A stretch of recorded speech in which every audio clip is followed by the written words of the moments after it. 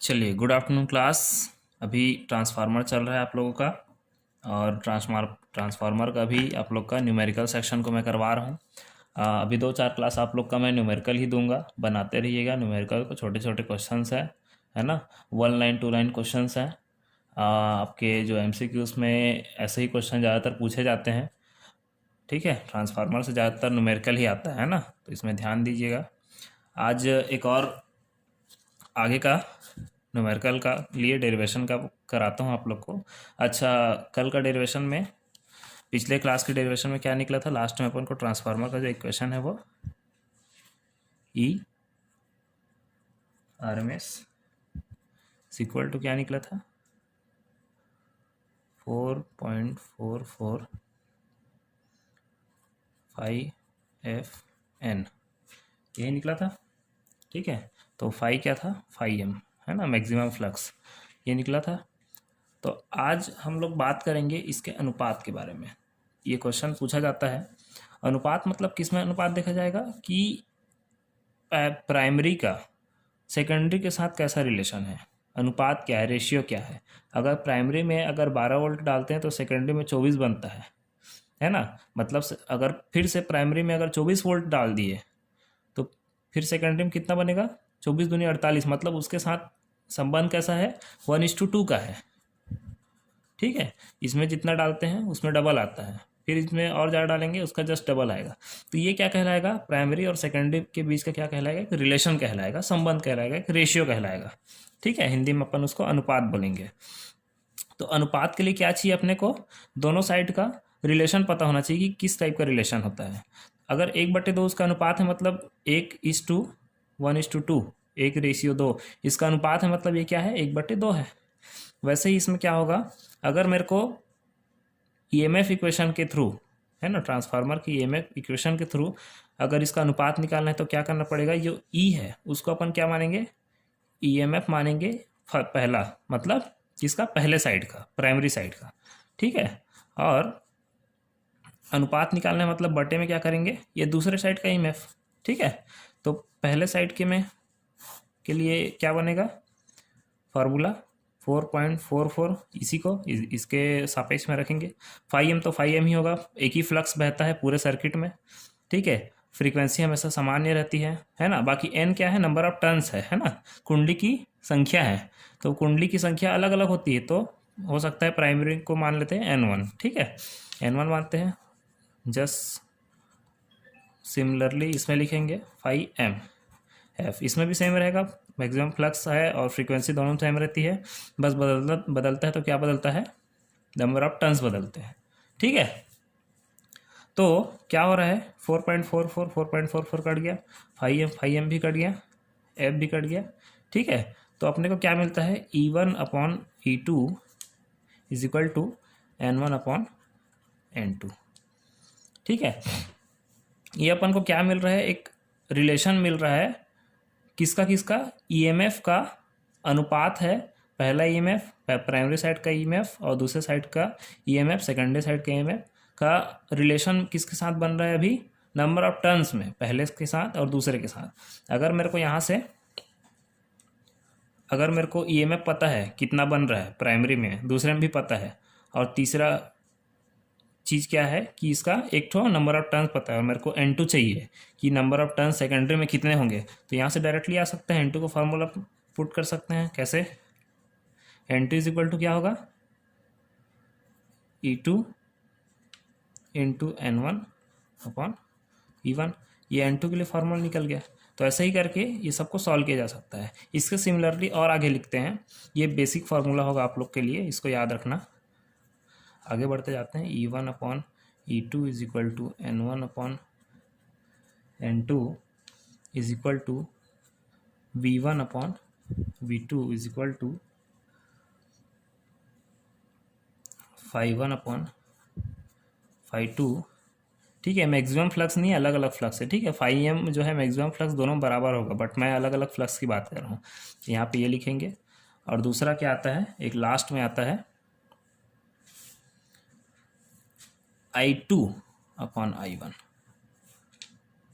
क्या है ये रिलेशन है इनके बीच का देखो सारी चीज़ क्या हुआ है, 1 1 1 1 ऊपर है, बाकी करंट के साथ क्या होता है, करंट जस्ट अपोजिट रहता है। ठीक है, तो मैं इसमें क्या लिखूंगा, I2/I1, ये याद रखना। ठीक है, इज इक्वल टू क्या होता है, 1/K। ठीक है, अब K क्या है बता रहा हूँ।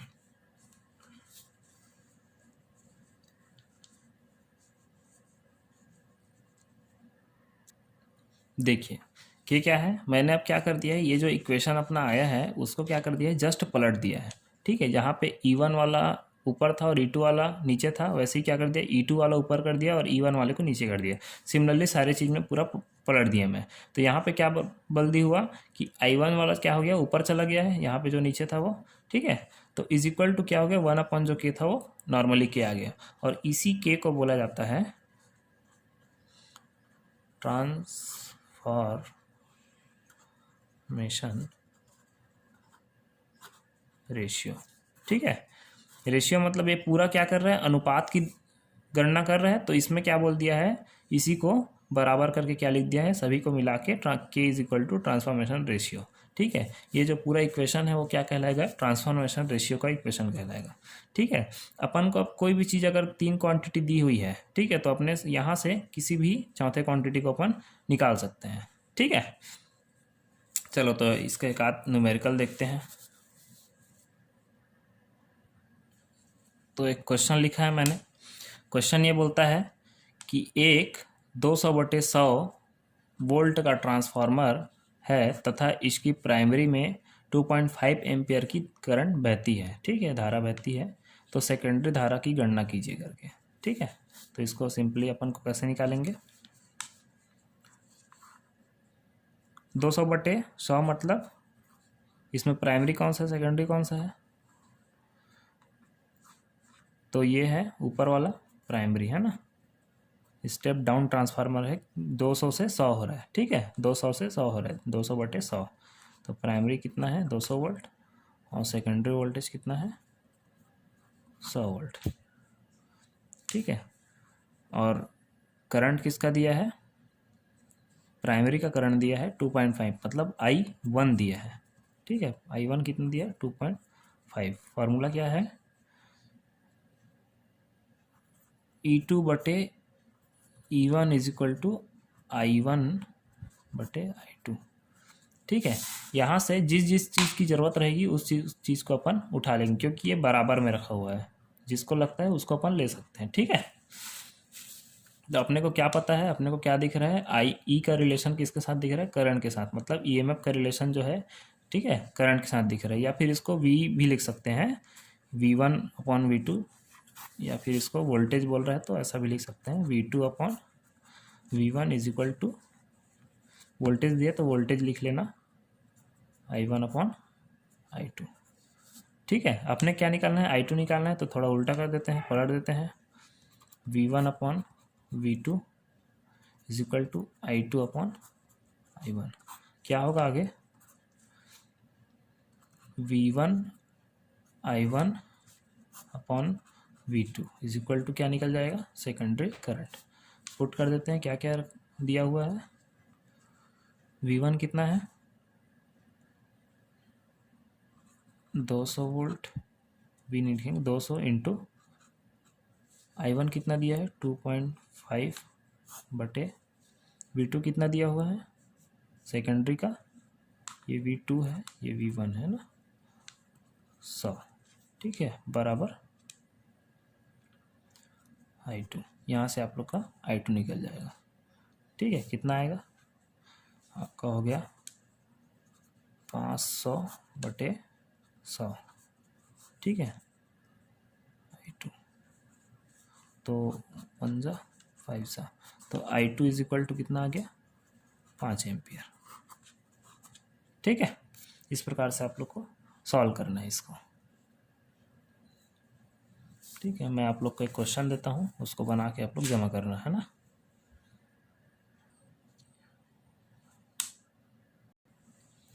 देखिए, तो क्वेश्चन ये बोलता है, मैंने लिख दिया है, एक बार इसको पढ़ देता हूँ।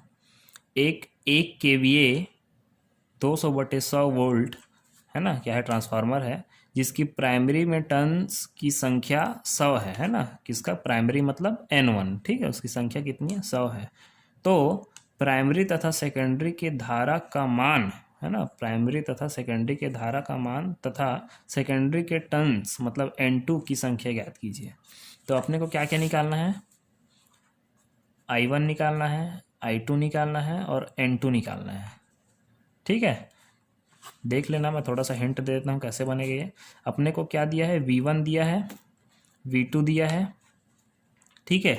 V1 V2 से क्या निकल जाएगा और N1 भी दिया है, ठीक है।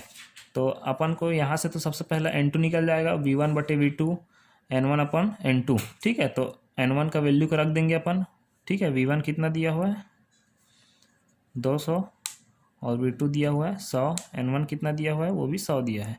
तो यहाँ से N2 का वैल्यू आ जाएगा सिंपली, ठीक है। N2 का वैल्यू आने के बाद क्या करना, करंट निकालना है। तो एक करंट का वैल्यू अपने को पता होना चाहिए, तभी उस फार्मूला में रखेंगे, है ना। क्योंकि V1 बटे V2 से भी निकाल सकते हैं और N1 बटे N2 से भी निकाल सकते हैं, बट उसमें से कोई भी एक करंट का वैल्यू इसमें पता होना चाहिए, है ना। इसमें यहाँ पे निकाले थे तो क्या किए थे, देखो ये एक करंट का वैल्यू पता था तब दूसरा निकला था।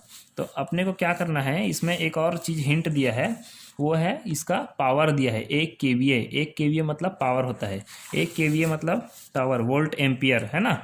तो 1 kV है मतलब वो कितना है 1000 वोल्ट एम्पियर है, मतलब P इज इक्वल टू कितना है 1000, ठीक है। तो P इज इक्वल टू क्या होता है, VI होता है, मतलब ये किसका है, वोल्टेज और करंट का गुना है ना। P इज इक्वल टू 1000 दिया है, P is equal to VI होता है, तो ये किसका है, वोल्टेज और करंट का गुना है। तो P इज इक्वल टू क्या है, अपने को पता क्या है, वोल्टेज पता है कितना है जी, ये है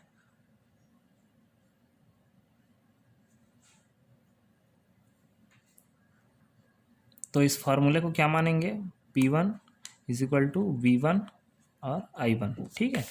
तो इससे इसके हिसाब से अपन को I1 इस फार्मूले से निकलेगा, ठीक है। पावर के इस फार्मूले से कैसे निकलेगा, मान लेते हैं P1 is equal to, P कितना दिया अपने को 1000 दिया है ना, बराबर V कितना दिया है, V1 200 है और इंटू I1, ठीक है।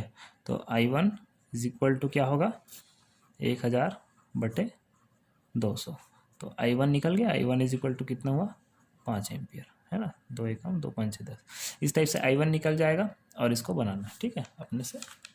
चलो